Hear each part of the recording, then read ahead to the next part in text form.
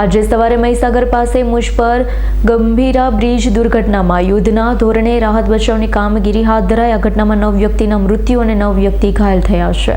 આજરોજ અંદાજિત સવારના 7 થી 7:30 આસપાસના દુર્ઘટના બનવા પામી. આ દુર્ઘટનામાં સ્થાનિકના કહેવા મુજબ 3 ટ્રક, 2 ઇકો, 1 રિક્ષા, 1 પિકઅપ અને 2 બાઇક પુલ તૂટી જવાથી નદીમાં ગરકાવ થયા.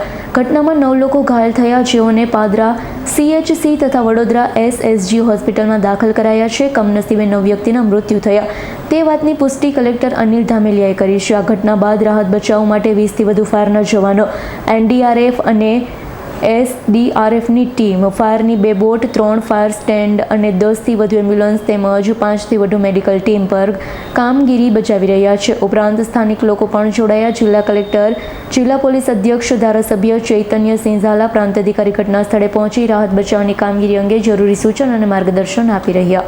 મહીસાગર નદી ઉપર જે ગંભીરા બ્રિજ છે એમને સવારે 7:45 આસપાસ કોલેપ્સ થયો હતો. એમની અંદર 2 પિલર વચ્ચેના ભાગનો સ્લેબ જે છે એ ઢળી પડ્યો છે. એમની અંદર પ્રાથમિક રીતે આપણને જે માહિતી મળે છે એ મુજબ 2 ટ્રક્સ, 2 ત્યાં ઇકો વાન અને એ સિવાય 1 પિકઅપ વાન અને અન્ય વેહિકલ્સ ત્યાં એમાં અંદર પડ્યા છે. રેસ્ક્યુ ઓપરેશન ચાલી રહ્યું છે. આપણે 5 લોકોને બહાર કાઢ્યા છે.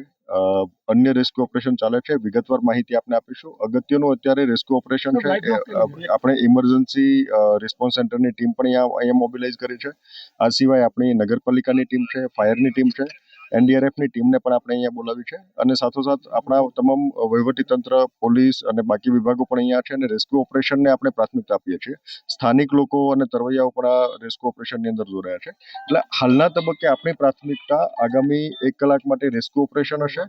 આપનો જે મુદ્દો છે કે આ બ્રિજ શા માટે કોલેપ્સ થયો, એમના વિગતવાર આપણે કારણોની આપણે જાણ પણ કરીશું, પણ હાલના તબક્કે અગત્યતા આપણી આ બ્રિજના જે રેસ્ક્યુ ઓપરેશન છે આપણે એમને બધાને બહાર કાઢીએ અને એમની લાઈફ લોસ આપણે મિનિમાઇઝ કરી શકીએ એ દિશાનો પ્રયત્ન આપણો છે. એની વિગતો આપની સાથે શેર કરીશું. પણ અગત્યનો અત્યારે હાલના તબક્કે અત્યારે આપણું મેઇન ફોકસ રેસ્ક્યુ ઓપરેશન છે અને એના ઉપર આપણે ફોકસ કરીશું. એ વિગતો આપની સાથે ચોક્કસથી જાણ કરીશું. ચોક્કસથી આપણે જે પણ કાર્યવાહી કરવા પાત્ર છે ચોક્કસથી કાર્યવાહી કરીશું. હાલના તબક્કે અગત્યનું અત્યારે રેસ્ક્યુ ઓપરેશન છે અને એના ઉપર ફોકસ કરીને આપણી સમગ્ર ટીમ મોબિલાઇઝ કરીએ છીએ અને રેસ્ક્યુ ઓપરેશનમાં આપણે તમામ સ્થાનિક લોકો પણ સહયોગ કરી રહ્યા છે. આપ તમામ આગળ પણ અપેક્ષા છે કે રેસ્ક્યુ ઓપરેશન ઉપર ફોકસ કરીને આપણે એના ઉપર આપણે એ દિશામાં સંયુક્ત સહિયારા પ્રયાસો કરીએ. તેમાં આજે અમારે સવારે લગભગ 8 વાગ્યાની બાજુ અમારી પાસે રિપોર્ટ આવેલા હતા કે ભાઈ ગંભીરા બ્રિજનો એક સ્પાન પડી ગયો છે. એટલે અમે તાત્કાલિક અહીંયા ઘટના સ્થળે આવી ગયા છે. પ્રાઇમરી 4 જેટલા વાહનો કંઈક અંદર ગરકાવ થયા દેખાઈ રહ્યા છે. એટલે મોતનો આંકડો અત્યારે મારી પાસે નથી, વહીવટીતંત્ર પાસે. બ્રિજ લગભગ 1985-86 માં બનેલો છે અને લગભગ 40 વર્ષ જેવું આ બ્રિજને થયું છે. ના, બ્રિજનું તો જનરલી લાઈફ 100 વર્ષની હોય છે, એટલે બ્રિજમાં 40 વર્ષ પૂરા થયા છે પણ એનો સમયગાળો પૂરો નથી થયો હજી. સર, પરંતુ અનેકવાર આ બ્રિજ છે તે જર્જરિત થયો. 3 વર્ષથી અમારા દ્વારા છે તે મીડિયા દ્વારા છે તે તંત્રને જગાડવાનો પ્રયત્ન કર્યો. આખરે બંધ કરવાની માંગ પણ જિલ્લા પ્રમુખ હાલ કોંગ્રેસના છે તેઓ દ્વારા કરવામાં આવી હતી. તેમ છતાં કોઈ કાર્યવાહી હાથ ધરવામાં સદર બ્રિજને જર્જરિત હોવાના અહેવાલ પ્રસિદ્ધ થયા છે, પરંતુ બંધ કરવાની કોઈ માંગ અમારી પાસે આવી નથી. અને વધુમાં ગયા વર્ષે જ અત્યારે જે જર્જરિત હતો તે ઉપર વેરિંગ કોટને એમાં ડેમેજ દેખાયેલો હતો. પહેલા એક પ્રશ્નનો જવાબ આપો. જે ગયા વર્ષે અમને જે માલુમ પડેલું હતું અને ગયા વર્ષે ઓલરેડી એના ઉપર વેરિંગ કોટની ઉપર માસ્ટિક અસ્ફાલ્ટ અને ફૂટપાથ રિપેરિંગની બધી કામગીરી કરવામાં આવેલી હતી અને હાલમાં ચાલુ વર્ષે બી જે ખાડા ને એવું ત્યાં બ્રિજમાં દેખાયું હતું, ભાઈ માસ્ટિક આસ્ફાલ્ટમાં ડેમેજ હતું અને એની રિપેરિંગ બી આપણે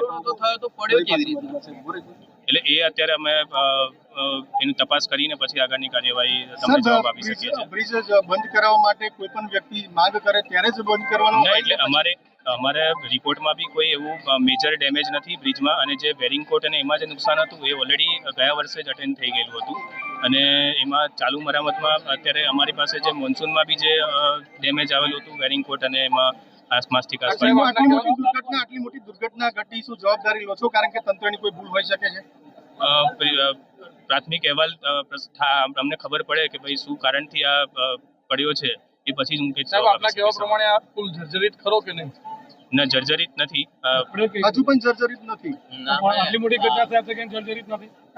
એની લાઈફ સાહેબ ત્રણ પીછોડો કરી રહ્યા છો સાહેબ ત્રણ વર્ષથી અમારા દ્વારા અહેવાલો પ્રસારિત કરવામાં આવ્યા. અત્યંત જર્જરિત છે બ્રિજ. અનેકવાર જે અહેવાલો પ્રસારિત કરવામાં આવ્યા તેમ છતાં તંત્રની આંખે આમ બ્રિજ ના દેખાયો, કારણ કે જો બંધ કર્યો હોત તો આટલી મોટી દુર્ઘટના ના બની. ગયા વર્ષે જ એના માટે રિપેરિંગ ને બધું કામગીરી કરવામાં આવેલી હતી અને હજી બી ઢાક પીછોડો કરો કે જર્જરિત નતો. સાહેબ તમારો વિભાગ જવાબદારી લેશે આ ઘટના બાબતે? એકવાર અહેવાલ આવે કે શેના કારણે થયું છે ત્યાર પછી અમે કોઈ બી જવાબ આપીશું. સંજીવ રાજપૂતનો રિપોર્ટ, S9 ન્યૂઝ, મહીસાગર. અમારી તમામ માહિતીથી અપડેટ રહેવા માટે જોડાયેલા રહો S9 ન્યૂઝ સાથે.